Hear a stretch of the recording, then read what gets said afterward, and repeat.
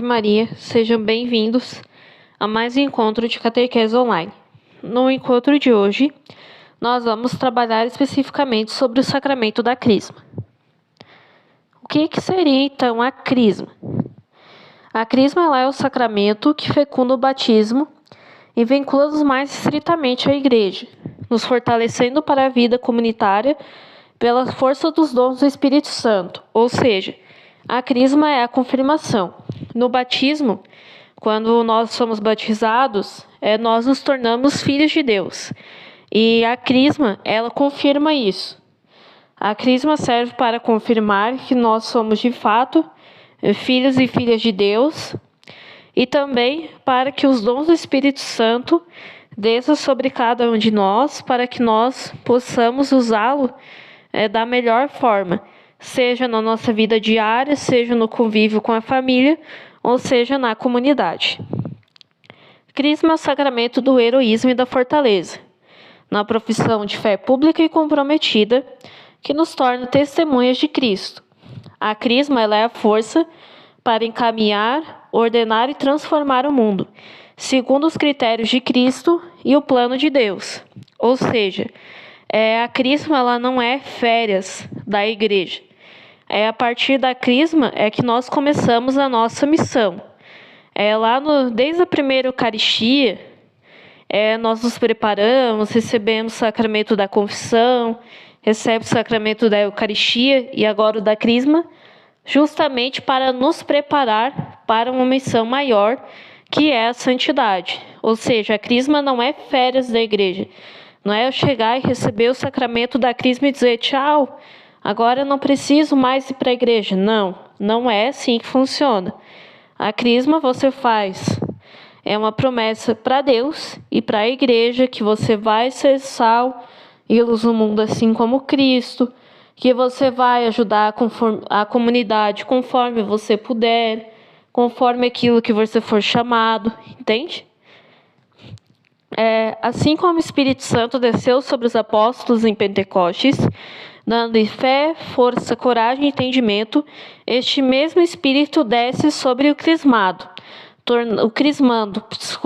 tornando-o capaz de ser uma pessoa nova e uma testemunha de Cristo em todos os ambientes. O Espírito Santo, agindo sobre nós, nos dá força, coragem e entendimento para tornar-nos homens novos, renunciando ao pecado, renunciando às coisas velhas do passado, deixando de lado o velho Adão coberto pelo pecado, para sermos convertidos em Cristo ressuscitado. Crisma significa fazer um acordo com Deus. O nosso catecismo da Igreja Católica, ele ensina que a Crisma, ela juntamente com o batismo e a Eucaristia, pertence aos sacramentos de iniciação cristã da Igreja Católica. Ou seja, é por meio desses 3 sacramentos que a pessoa se prepara, introduz a sua vida cristã e, terminando esses 3 sacramentos, ela está pronta para assumir a sua vocação com maestria e responsabilidade. Nesse sacramento, tal ocorreu como lá em Pentecostes, onde o Espírito Santo desce sobre a comunidade dos discípulos, então reunida. Assim, também o Espírito Santo desce em cada batizado que pede à igreja esse dom. Ou seja, então, no dia da Crisma, o Espírito Santo descerá sobre cada um de vocês. E por que é preciso fazer a Crisma? Que esse é um sacramento que, além de nós recebermos o Espírito Santo, ele nos encoraja e nos fortalece para uma vida de testemunho e de amor a Cristo. É uma força vinda do alto, que vem até a nós, para que nós tenhamos a força para conduzir a vocação a qual Deus nos chama. A confirmação é o sacramento que completa o batismo e pelo qual recebemos o dom do Espírito Santo. Quem decide livremente por uma vida como a vida do Filho de Deus pede o Paráclito sobre o sinal da imposição das mãos e da unção do óleo do Crisma, obtém a força para testemunhar o amor e o poder do Senhor com palavras e atos. Essa pessoa Portanto, quando ela recebe a crisma, ela é membro legítimo daquela comunidade e é o membro responsável da Igreja Católica. Ou seja, quando você faz a crisma, ou comparando a nossa vida diária, é como se você tivesse ali completado os seus 18 anos. É como se você tivesse tido ali a tua maioridade penal, onde você começa de fato, a ter responsabilidades perante o mundo. E na igreja, a partir do momento que nós fizemos a crisma, nós temos responsabilidades perante a igreja. Ou seja, é cumprir com maestria e dar o nosso melhor para aquilo que Deus nos chamar. Quem pode receber o sacramento da crisma? Pode e deve receber este sacramento qualquer cristão católico que tenha recebido o batismo e que esteja em estado de graça. Isso é, não ter cometido nenhum pecado mortal. Por isso, entra aqui a importância da confissão.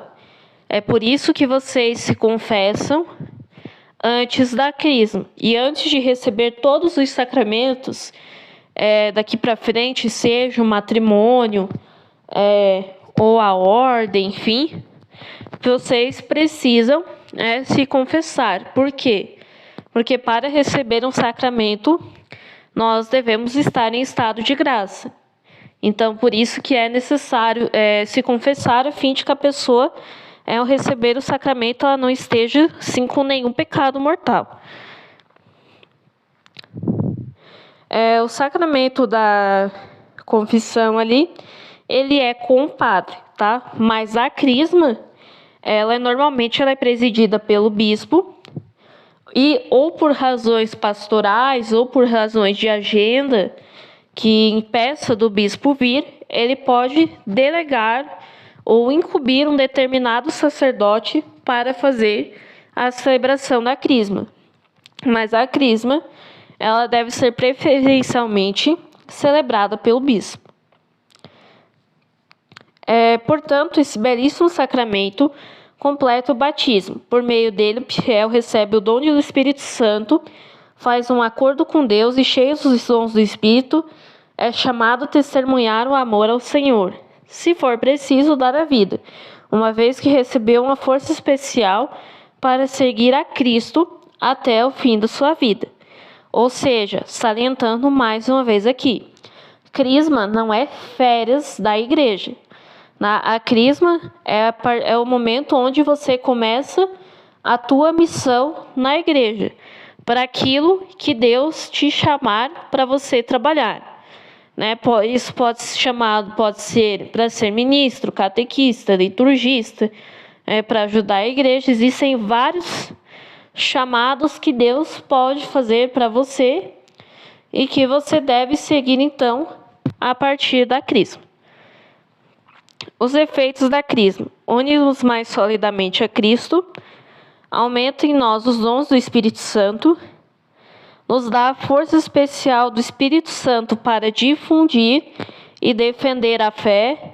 É importante, defender a nossa fé sempre, pela palavra e pela ação, como verdadeiras testemunhas de Cristo, para confessar com valentia o nome de Cristo, para nunca sentir vergonha em relação à cruz. Lembra-te, portanto, que recebeste o sinal espiritual, o espírito da sabedoria, da inteligência, do conselho, do conhecimento, da piedade e do temor a Deus. Deus Pai irá te marcar como seu sinal. Cristo Senhor irá te confirmar e colocar em teu coração o penhor do Espírito Santo. Como o batismo, a qual é a consumação, a confirmação, ou seja, a crisma, é realizada uma única vez na vida da pessoa, pois a confirmação imprime na alma uma marca espiritual indelével, o caráter que é sinal que Cristo assinalou um cristão com o selo do seu espírito, revestindo-o da força do alto para ser sua testemunha. Esse caráter aperfeiçoou o sacerdócio comum dos fiéis, recebido no batismo, e o confirmando recebe o poder de confessar a fé de Cristo publicamente e como que virtude de um ofício. A celebração da crisma. A matéria, o óleo. A forma é: recebe por este sinal o Espírito Santo, o dom de Deus. O ministro, o bispo, prioritariamente, ou o padre na falta do bispo. Efeitos: libertar, evangelizar, proclamar da vida nova, fazer-nos testemunhas e confirmar na fé. Gesto: imposição das mãos. Agora aqui nos detalhes mais práticos. Mas afinal, por que se tem um retiro antes da crisma? Porque o retiro, ele é um momento que serve para nós pararmos, deixarmos o corre-corre do dia. É um momento de saída para refletirmos sobre nós mesmos e sobre a nossa condição de vida. É para fazer uma análise de nós mesmos. Digamos, como que eu estou vivendo? Quais são meus planos? Minhas motivações? Que rumo está tomando a minha vida? Como eu estou agindo com Deus? Como eu estou agindo com o próximo? É mais ou menos isso, né, que serve o retiro da crisma, para reflexão.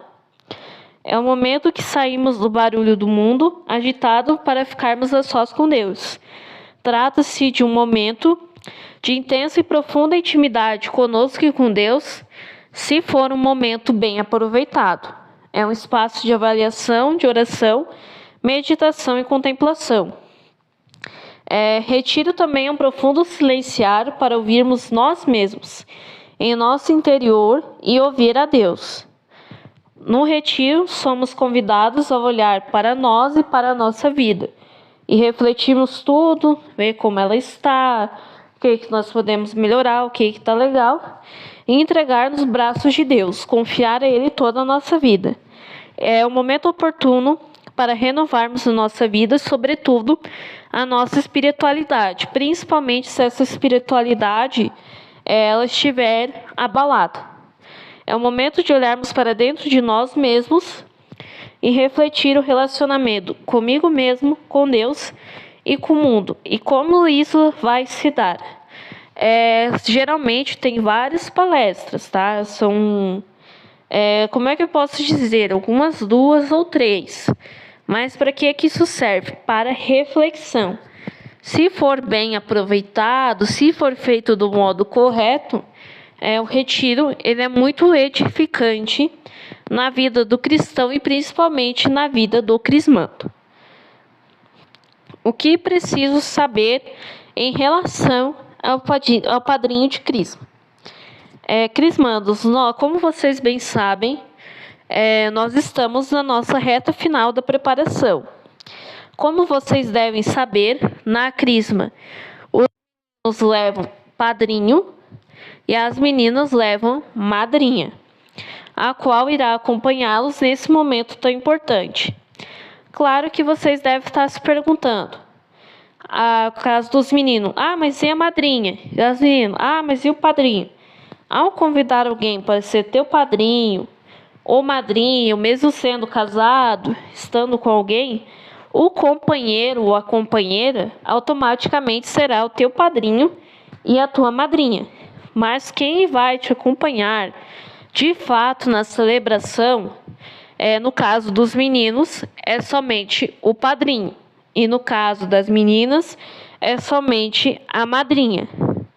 Mas como eu já citei, quando você convida uma pessoa para ser teu padrinho ou tua madrinha, se ela tem um companheiro ou uma companheira, ele vai automaticamente ser teu padrinho ou tua madrinha também. Tá? Ele só não vai ali entrar com você na celebração, não vai acender a tua vela da crisma, tá? Essas partes aí é só um. Mas vai ser padrinho e madrinha a mesma coisa, vai poder inclusive assistir à missa normalmente, só não participa ali da entrada. Tá? Função do padrinho de crisma. Todo afilhado deve olhar para o seu padrinho ou para sua madrinha e ver um grande reflexo de Deus. Essa é a missão de todos os padrinhos. Eles devem testemunhar a fé e, mais do que isso, incentivar e acompanhar os afilhados em sua vida cristã. Ou seja, aqui a missão do padrinho de crisma é quase igual ao do padrinho do batismo. Mas o do padrinho de batismo é ensinar e instruir na fé. Na crisma é um pouco diferente. Como vocês estão na catequese da crisma e vão fazer a crisma, supõe-se que vocês já têm essa instrução de fé. Então, qual é a missão do padrinho aqui? Acompanhar a vida cristã de vocês. Aconselhar, tanto na vida cristã como na vida pessoal em si, orientar para o caminho do bem. O padrinho ou a madrinha de crisma deve saber exatamente o conceito de fé e vivê-lo de maneira intensa. É aconselhável que seja uma pessoa que o afilhado a caminhar em comunidade na igreja. É uma espécie de companheiro, de treinador, de um amigo, vamos se dizer assim. Uma relação de parceria, no sentido de viver a vida em comunhão com Deus. Ou seja, o padrinho de crisma ele tem a função de auxiliar na caminhada da fé do afilhado. Por isso que a igreja exige que esse padrinho seja católico. Por quê? Porque justamente por essa questão que ele vai acompanhar a tua caminhada de fé até o resto das vidas, da tua e da dele. Tá, agora a incógnita aqui. Quem eu não devo levar para padrinho e madrinha de crisma? Pessoas de outras religiões não podem ser, tá? Ah, mas e por quê? Como assim? Eu achava que não teria problema. Tem. Qual que é a função do padrinho de crisma mesmo? É instruir na fé e na fé católica. Agora, faça a seguinte pergunta. Um padrinho ou uma madrinha evangélico, ele vai te instruir na fé católica? Não. Ele vai instruir na fé dele. Então, por isso que não se pode levar pessoas de outras religiões para ser teu padrinho ou madrinha. Essa pessoa tem que ser católica. Pessoas a quais você não se identifica. Por exemplo, meu pai, a minha mãe querem que eu leve fulano, mas eu quase nunca vejo ele na minha vida, quase não converso com ele, eu não sou muito fã dele, eu não me identifico com essa pessoa eu não acho legal, então não tem por que levar para padrinho. Porque na crisma, diferente do batismo, vocês já têm maturidade para fazer essa escolha sozinhos. Então, não é levar quem o pai e a mãe querem que vocês levem para padrinho. É levar quem vocês querem. Vocês já têm autonomia para escolher o padrinho e a madrinha de vocês. Então, não adianta eu levar um padrinho e dizer, vou levar fulano porque o meu pai e minha mãe querem que eu leve. Não. Quem tem que escolher é você. Não adianta você escolher uma pessoa que não se identifica. Porque uma vez padrinho, sempre padrinho, não tem como escolher outro. Então, essa escolha tem que ser muito bem feita. Outra coisa, pessoas que você não tem afinidade, que você não tem intimidade. Por exemplo, minha mãe quer que eu leve fulano, mas eu vejo ele 1 ou 2 vezes por ano. Então, para que eu vou levar essa pessoa?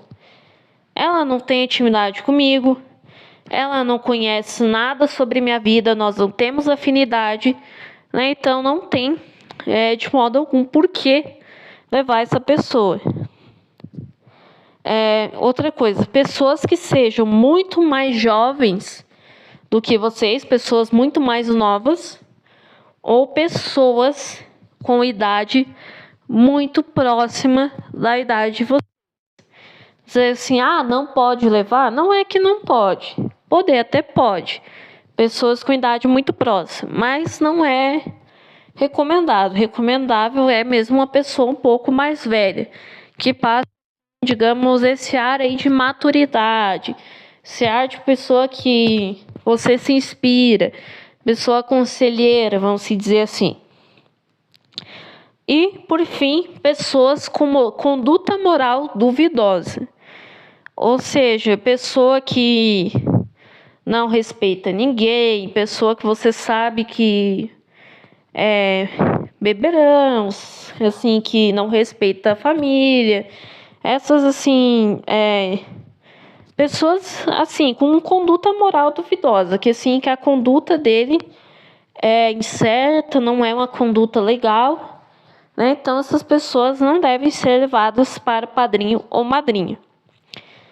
Então, quem que devo levar? Pessoas católicas, pessoa que você se identifica, pessoa que tenha intimidade com você, pessoa que tenha afinidade, intimidade aqui no sentido de te conhecer bem, de saber como é que é a tua vida, como é o convívio com a família, tá? E que você tenha afinidade com ela, né? Com a pessoa que você se inspira nela, que é uma pessoa que é um exemplo para você, uma pessoa que você pediria conselho se tivessem dúvidas, né? Esse tipo de pessoa que vocês têm que convidar, como se fosse assim um segundo pai ou uma segunda mãe para vocês. Pessoas a quais você se inspira, pediria conselhos, que vai te auxiliar não somente na vida espiritual, mas na tua vida como um todo, na tua vida pessoal, digamos, na vida estudantil, vamos dizer assim, pessoa a qual você sabe que vai poder contar com ela em todos os momentos da vida. É como se fosse um segundo pai ou uma segunda mãe para você. É esse tipo de pessoa que vocês devem convidar para padrinho ou madrinha de crisma. Certo? Obrigada pela participação. Qualquer dúvida, chame pelo WhatsApp. Beijo e até o próximo encontro.